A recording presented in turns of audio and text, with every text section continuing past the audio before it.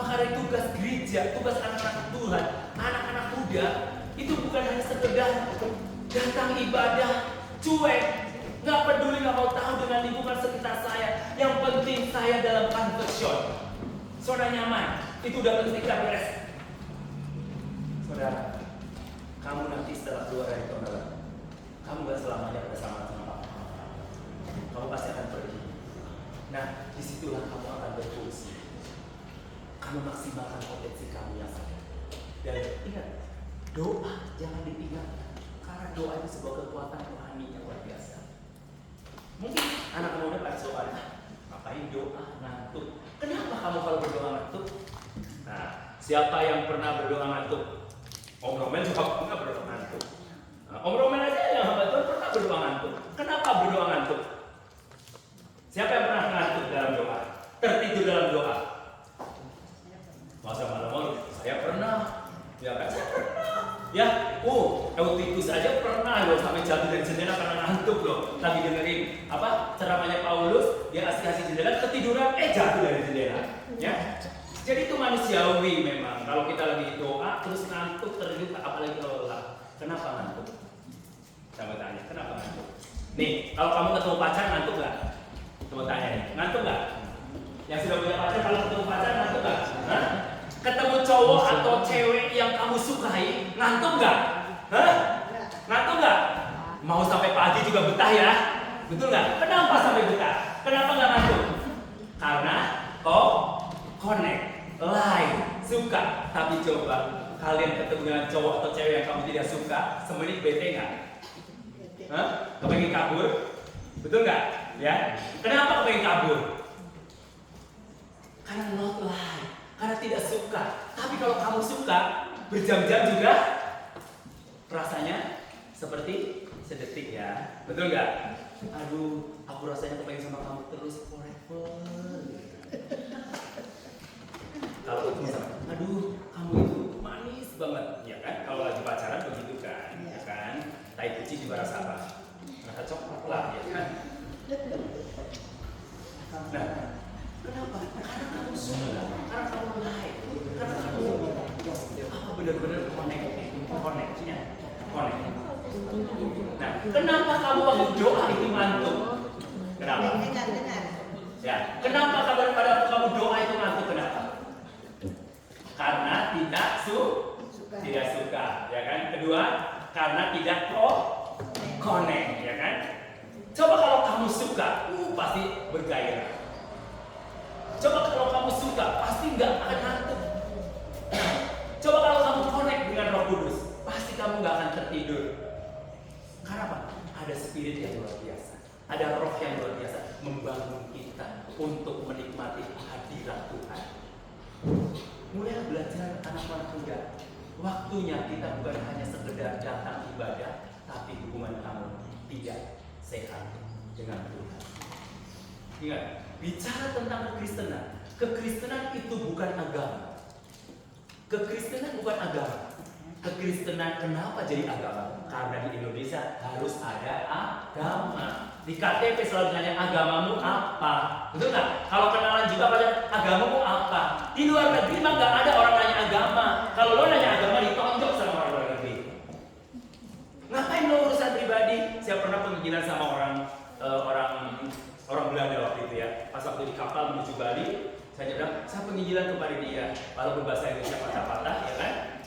Tapi bukan yang pincah-pincah ya, patah-patah bahasa Inggrisnya. Tapi saya menginjil dia. Dia langsung marahin saya. Dia usir saya. Istilah gini, kamu itu ngapain? Itu privasi saya. Makanya kenapa di paspor tidak ada agama? Ada nggak di paspor? Siapa yang sudah punya paspor? Ada yang tulis agama? Enggak. Karena di luar negeri agama nggak laku, saudaraku. Nggak ditanyain agamamu apa? Enggak. Kenapa? Di Indonesia ada Kristen. Karena di Indonesia itu harus ada agama.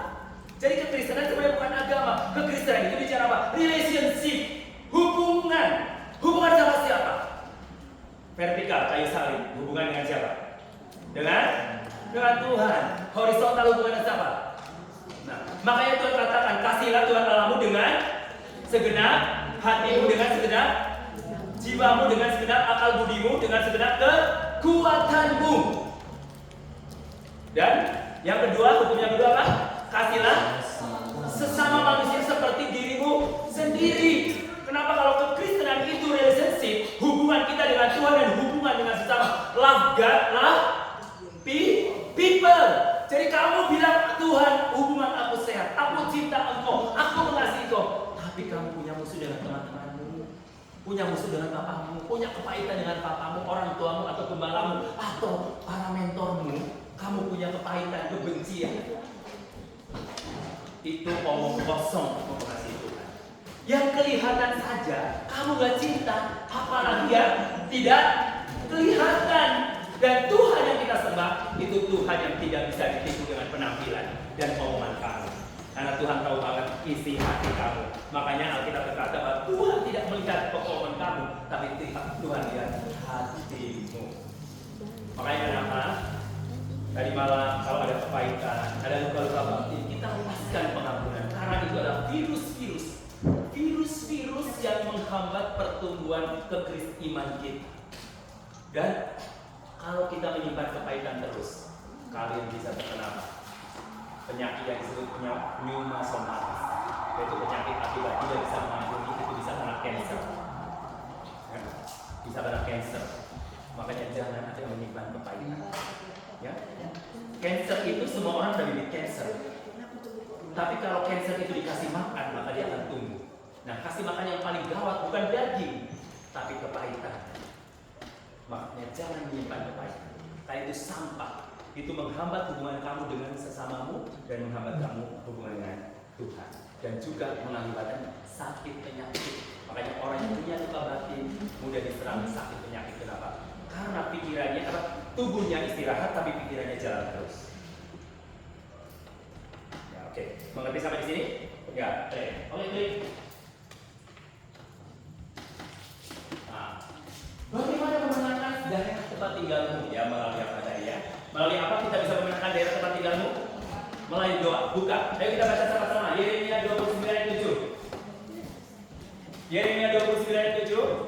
Kita baca sama-sama 2-3. Usahakanlah kesejahteraan kota kemana kamu aku buang, dan berdoalah untuk kota itu kepada Tuhan, sebab kesejahteraannya adalah kesejahteraan kamu. Kamu ditempatkan di mana? Ada di Manado? Siapa yang tinggal di Manado? Oke. Siapa yang tinggal di Lamongan?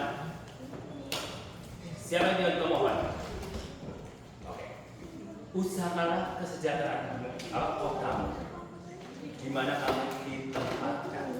Jadi yang mengusahakan kesejahteraan kota Tuhan atau kamu? Tuhan atau kamu? Tuhan atau kamu? Coba pikirkan deh. Kalau tadi pada waktu di transformasi awal-awal, siapa yang mengerjakan? Tuhan atau pendeta dulu? Yes, pendeta dulu. Ya, bukan Tuhan. Pada waktu Sodom dan Gomora kenapa dihancurkan? Karena tidak ada orang yang berdoa di sana. Tidak ada orang yang mengadopsi kota Sodom dan Gomora. Keluarga Lot, 4 orang percaya Tuhan, tapi satu pun tidak membawa impact. Ngerti? Tidak membawa dampak, sehingga kejahatan semakin meningkat di Sodom dan Gomora. Free sex, alkohol, pemerkosaan, ya, hubungan sesama jenis itu banyak sekali di sana. Dan tidak ada pertobatan di Sodom dan Gomora. Ketika tidak ada pertobatan di Sodom dan Gomora, apa yang Tuhan mau lakukan? Mau menghancurkan Sodom dan Gomora. Hanya dia permintaan begini. Abraham dengan malaikat Jibril, dia negosiasi. Tuhan gimana? Tuhan bilang, ada nggak 50 orang berdoa di kota Sodom dan Gomora? Ditemukan nggak 50 orang? Ditemukan nggak? Ada nggak 40 orang? Ada? Nggak ada. Sampai di titik terendah. Ya, di titik terendah Tuhan minta berapa? 10. Ada nggak? Nggak ada. Lot dan keluarga Lot sudah hidup bertahun-tahun di kota Sodom dan Gomora, tapi satu jiwa pun tidak ada yang bertobat. Yang salah siapa? Tuhan atau keluarga Lot? Jadi kalau kamu tinggal di kotamu, di daerah, kejahatan meningkat terus, nggak akan berhenti orang-orang melakukan penipuan, pembunuhan terjadi di daerah. Itu terus menerus sejak kamu lahir dan sampai besar. Yang salah siapa? Yang salah siapa? Tuhan atau kamu? Saya, diri kamu sendiri.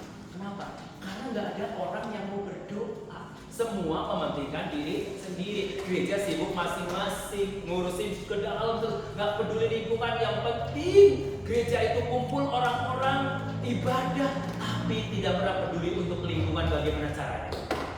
Nah, nanti saya mau ajarkan supaya anak muda keluar itu benar-benar menjadi anak muda yang berimpact, bukan hanya sebagai pendengar firman, tapi impact generation itu terjadi bagi gereja Tuhan di Lawan, dan kalian menjadi pionirnya. Amin.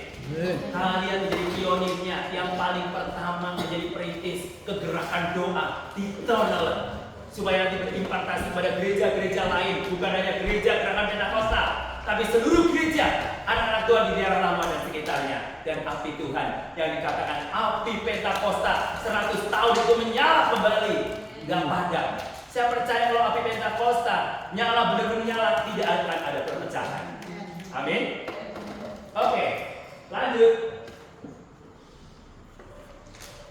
Nah, siapa yang bertanggung jawab atas kota ini? Siapa yang bertanggung jawab keamanan, ketentraman di daerahmu? Di Tonelen, di Langoan, ya, siapa yang bertanggung jawab? Memang pemerintah juga bertanggung jawab, ya. Makanya perlunya ada orang-orang pemerintahan yang takut Tuhan. Cuma sangat sedikit sekali orang-orang pemerintahan yang takut Tuhan. Pada waktu dia nggak takut Tuhan, dia masuk anggota dewan. Sudah masuk anggota dewan, babadian mereka. Betul nggak? Pada waktu butuh suaramu, dia akan deketin kamu. Tapi begitu suaramu sudah dicoblos dan dia menang, kamu mau deketin dia, susah nggak? Musuhnya setengah mati. Lebih baik cari Tuhan Yesus lebih cepat kita. Ya. Tanggung jawab pemerintah. Tapi banyak pemimpin-pemimpin yang tidak takut Tuhan sehingga membuat pemerintahan daerah kita akhirnya penuh dengan kejahatan. Bahkan aparat penegak hukum pun kadang-kala bekerja sama dengan kejahatan. Nah, itu yang membuat kenapa Indonesia semakin terpuruk. Kenapa Indonesia semakin mengalami satu penurunan peningkatan kejahatan yang luar biasa. Jadi selain pemerintah, Anda yang tinggal di daerah situ bertanggung jawab atas ketentraman dan kesejahteraan kota. Oke, klik. Ya, mengapa kota Sodom dan Gomora itu dimusnahkan oleh Tuhan? Karena tidak ada 5 orang, tidak ada orang 5 orang benar yang berdoa untuk kota Sodom dan Gomora. Bayangin, dari 50 orang, ini salah ya, ada 10 orang ya. Negosiasi dari 50 orang, bayangin sampai turun diskonnya dari 10 orang, ternyata tidak ditemukan sama sekali orang benar berdoa. Padahal mereka orang apa? Orang benar nggak? Lot orang benar nggak? Keluarga Lot orang benar? Yes, orang benar. Kamu orang benar? Siapa yang siapa yang pemuda yang benar di sini katakan? Ya, oke. Kenapa kamu yakin kamu orang benar? Karena percaya Yesus, karena kamu dibenarkan bukan oleh perbuatan baikmu, bukan, tapi karena iman kepada Yesus Kristus. Alkitab berkata, kamu dibenarkan oleh karena iman.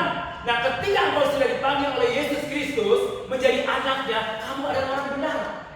Meskipun kadang-kadang jatuh dalam dosa. Pernah nggak kamu akhirnya kamu berdosa atau sempurna kamu? Siapa namanya? Hah? Kesia. Pernah nggak Kesia pernah nggak artinya selama hidup kamu pernah berbuat dosa? Pasti pernah ya. Siapa yang nggak pernah berbuat dosa di sini? Angkat tangan. Hah? Semua pernah berbuat dosa? Bahkan mungkin minggu ini kamu berbuat dosa. Nah, kalau keselamatan itu karena perbuatan baik kita, kira-kira kita ada yang selamat nggak ya? Hah? Ada yang selamat? Ada yang selamat? Kalau kira-kira kalau seandainya keselamatan itu karena perbuatan baik kita, kalian selamat nggak? Saya tidak ada yang selamat. Saya pun nggak bisa selamat karena nobody no perfect. Tidak ada seorang yang sempurna, ya kan?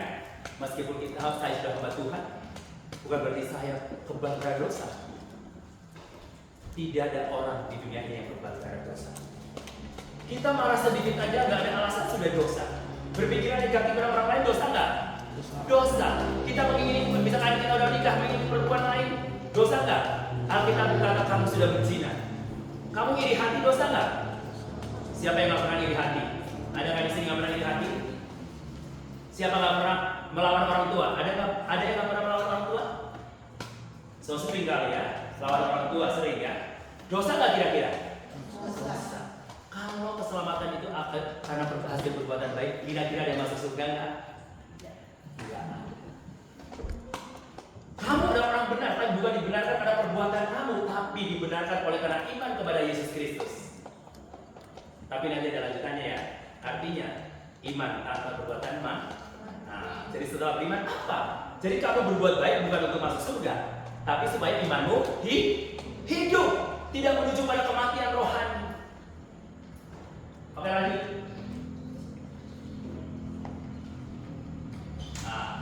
Doa. Saya tidak ada nama satu komunitas namanya Jaringan Doa Sekota ya. Tugasnya adalah berdoa terus, setiap ketemu berdoa untuk apa? Untuk lingkungan, untuk Indonesia, untuk kota di mana saya tinggal ya. Doa yang bisa menggerakkan. Kenapa kita berdoa? Karena doa itu media komunikasi hubungan kita dengan Tuhan. Jadi kalau kita mau ngomong sama Tuhan melalui doa ya, melalui doa langsung connecting people lebih daripada Android iPhone ya. Kadang-kadang kalau Android iPhone kamu pulsanya habis, kuotanya habis, bisa connect nggak? Ya mah habis pulsa ya kan.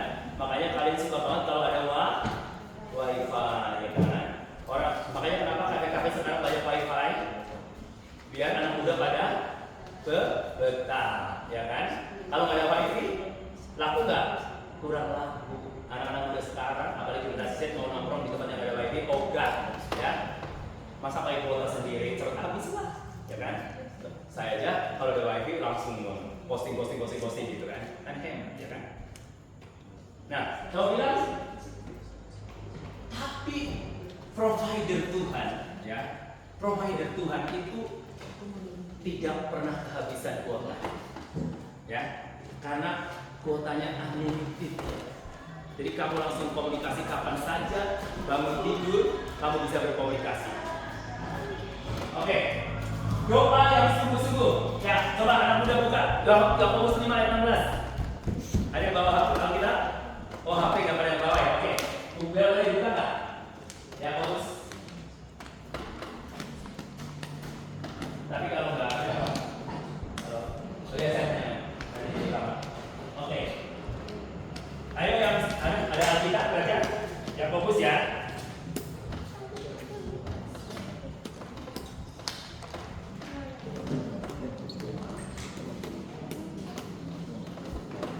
Yakobus 5 yang berapa tadi? Enggak usah lipat.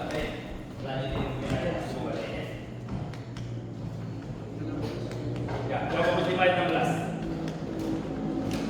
Karena itu hendaklah kamu saling mengampuni dosamu dan saling mendoakan supaya kamu sembuh. Doa orang yang benar bila dengan yakin didoakan sangat besar. Doa orang yang benar bila dengan yakin kamu orang benar? Kamu orang benar? Yes, kamu orang benar. Doa orang benar bila dengan yakin. Ingat ya, garis bawahi. Bila dengan yakin. Jadi semua orang benar bisa berdoa. Tapi apakah doa semua orang benar dijawab oleh Tuhan? Dijawab nggak? Tidak semua dijawab. Kenapa tidak dijawab? Satu, nggak sesuai dengan kebutuhan. Kedua, karena tidak yakin. Tidak dengan sungguh-sungguh. Contohnya, kamu pernah berdoa supaya bisa bekerja di mana itu? Pernah? Pernah? Kamu siapa namanya? Angel pernah berdoa untuk kerja di mana itu? Pernah. Dijawab nggak? Belum dijawab. Nah, satu mungkin belum waktunya, tapi kedua mungkin Angel kurang sungguh-sungguh misalnya. Nah, harus lebih sungguh-sungguh tadi. Katakan bila dengan yakin. Apakah doa semua orang benar dijawab Tuhan? Tidak semuanya dijawab Tuhan. Ada something mungkin kita nggak sungguh-sungguh waktu doa, ya kita main-main waktu doa, ya ala kadarnya. Makanya doa yang dengan yakin, dengan sungguh-sungguh sangat besar kuasanya, sangat besar kuasanya. Ya, saya mau bilang ini. Tuhan itu benar-benar perhatian banget. Ini hal kecil ya. Saya itu kemarin mau pergi ke Bunaken ya. Saya dijemput sama teman saya jam 3:30 subuh. Jam 3:30 subuh dijemput. Hujan di Lamongan. Aduh, mau ke pantai, hujan, view-nya jelek dong. Betul nggak? Males banget ya. Udah bayar mahal ya ke Bunaken ya. Saya sih gratis ya kan. Nah, walaupun gratis juga kalau pergi nggak ada view, males amat ya. Cuma lihat apa di sana. Ya betul nggak? Kan pergi ke pantai mau lihat view kan? Biar nanti kita foto, selfie, view-nya bagus. Nah, saya mau bilang, saya berdoa di jalan, Tuhan, aku mau ke pantai. Tolong Tuhan, supaya aku pengen cuaca cerah gitu loh. Cuaca cerah. Aku ngomong sama Tuhan, karena aku mau ke pantai, aku pengen view yang bagus. Aku pengen menikmati keindahan alam. Pas sampai air mandi, udah nggak hujan. Di Manado cerah. Ya, pas nyebrang cerah sekali, bahkan panas. Nggak nyebrang, sehingga dapat view yang bagus. Nah, terus keliling, ya kan, ke pulau-pulau. Cerah semua, nggak hujan. Akhirnya saya kembali ke 3:30 sore. Pas kembali turun dari kapal, langsung hujan. Brus, hujan gede.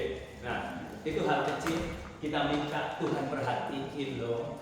Ya, kita ngomong sama Tuhan, karena Tuhan itu seperti bapak saya, orang tua saya. Sehingga kalau saya ada masalah, saya cerita. Waktu saya mau retreat di perkemahan, saya kan jadi pembicara hari Kamis dan Jumat. Hari Rabu saya turun dari pesawat, hujan. Semua Manado hujan ya. Bahkan seperti yang saya ketemu dengan panitia bilang bahwa BMKG meramalkan bahwa hujan akan terus-menerus terjadi di Manado. Ya, hanya saya hari Rabu saya ke perkemahan, saya lihat becek hujan, ya sampai saya foto. Akhirnya saya bilang sama Tuhan, saya ajak ada teman aku sama laki rohani aku, saya doa. Ayo, mungkin BMKG meramalkan hujan terus-menerus, tapi tidak, kita punya Tuhan. Tuhan yang saya sembah itu sama dengan yang Elia sembah. Pada waktu Elia minta supaya tidak turun hujan nggak? Pada waktu Elia minta supaya tidak turun hujan nggak? Enggak. Pada waktu Elia minta turun hujan nggak? Nah, Tuhan yang saya sembah dengan Tuhan yang Elia sembah sama nggak? Sama. Tuhan yang kamu sembah dengan Tuhan yang saya sembah sama nggak? Sama. Tuhan yang kamu sembah sama Tuhan yang Petrus sembah sama?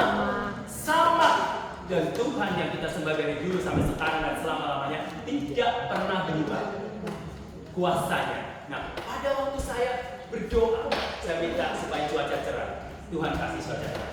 Hari Kamis tidak turun hujan sama sekali. Ya. Hari Jumatnya tidak turun hujan sampai jam 2 dan sesi saya selesai 1:30. Padahal saya minta sama Tuhan supaya sampai hari Minggu. Tapi ternyata Tuhan jawab sesuai dengan kebutuhan. Bukan saya egois, tidak. Saya juga pengen cerah, tapi akhirnya ya ada hujan tapi sedikit sampai hari ini. Akhirnya selesai dengan baik. Saya mau bilang sama kalian anak-anak muda itu adalah generasi pendoa yang luar biasa. Jangan pikir kalian nggak penting itu doa, nggak penting. Itu tugasnya orang tua. Doa itu tugas kita semua. Tanpa doa kamu nggak ada kekuatan apa. Makanya ketika kamu ada masalah, cukuplah dengan doa kita sama Tuhan.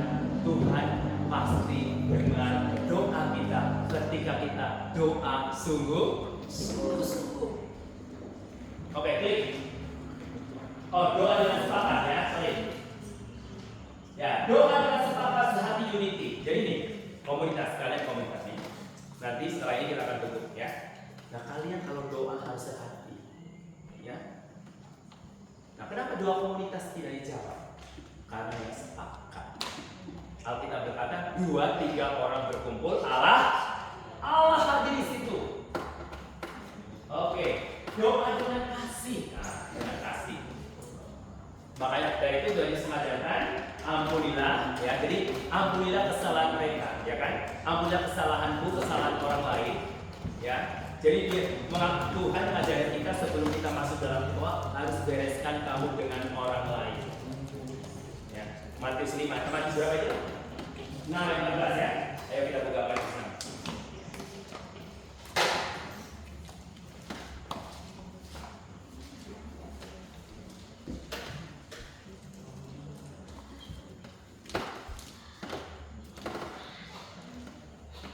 Ya, Matius 6 ayat 14 yang sudah dapat, ada yang buka Alkitab? Ayo baca.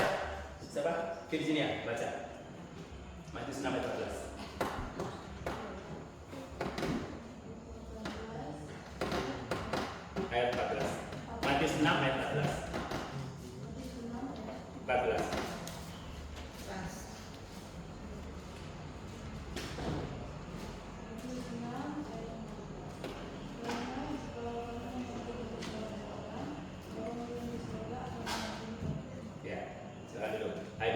Dan ampunilah kami akan kesalahan kami seperti kami juga mengampuni orang yang bersalah kepada kami. Jadi ketika kita relasi dengan Tuhan, hubungan dengan Tuhan, berdoa dengan Tuhan, kepada Tuhan. Jadi satu hal yang kita harus bereskan adalah memberikan pengampunan.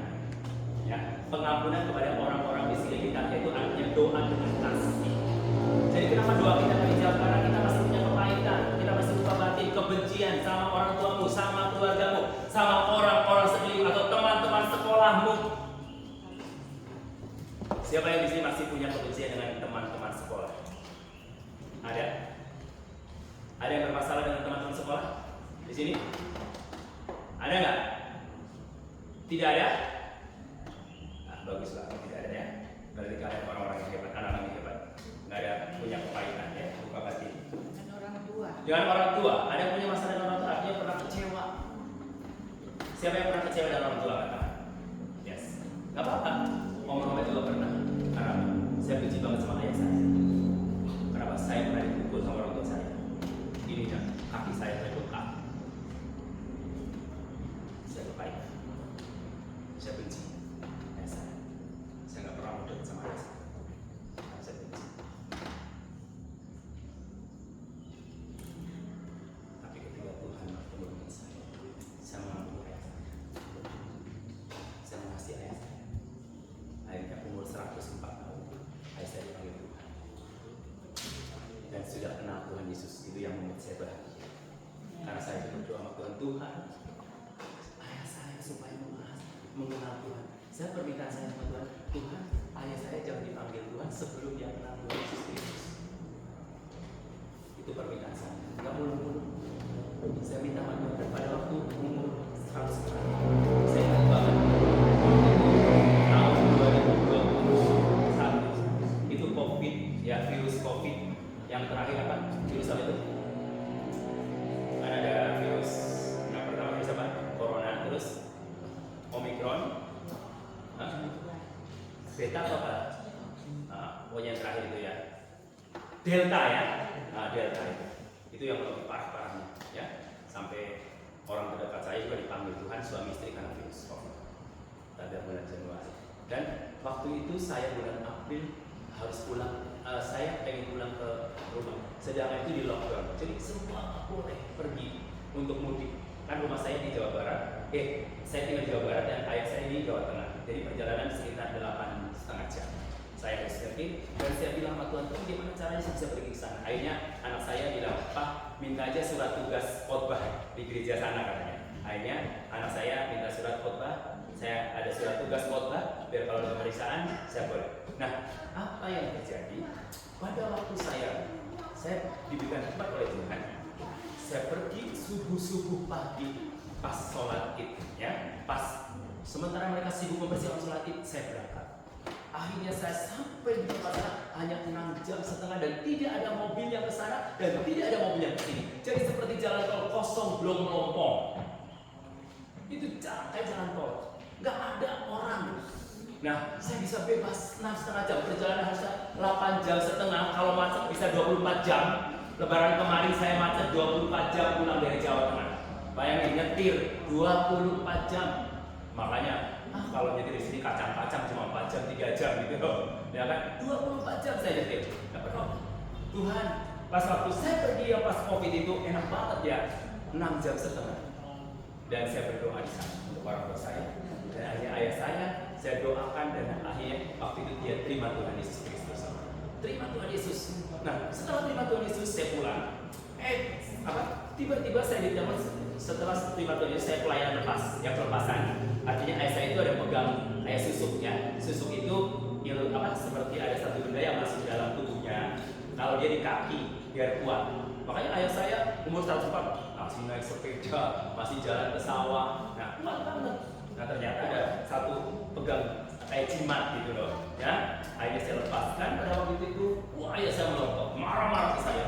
Nah, saya lepaskan. Akhirnya dia terima Tuhan Yesus. Nah, setelah terima Tuhan Yesus dia sakit selama sebulan.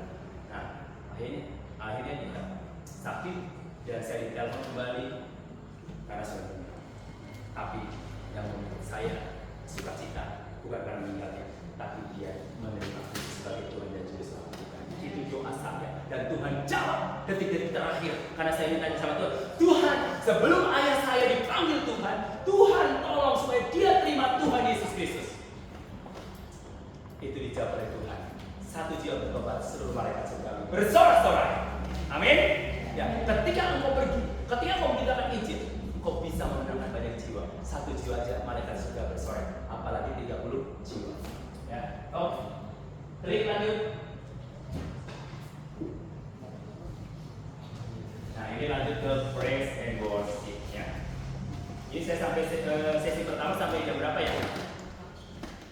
Kak Michael, sesi pertama sampai jam berapa? Sesi pertama sampai 10.30. Oh, 10.30. Tapi jika lawannya sudah selesai, untuk sesi pertama ini kita bisa break minum kopi teh. Oke, ya sebelum saya lanjut, mungkin ada tanya jawab. Ya, ini bagian break. Nanti kita akan lanjut ke bagian praise and worship ya. Praise and worship. Ada yang mau bertanya tentang break? Tanya, tolong nggak ngerti, tanya.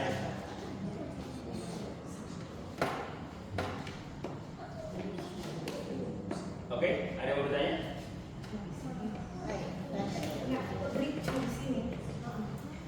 Oke, kalau nggak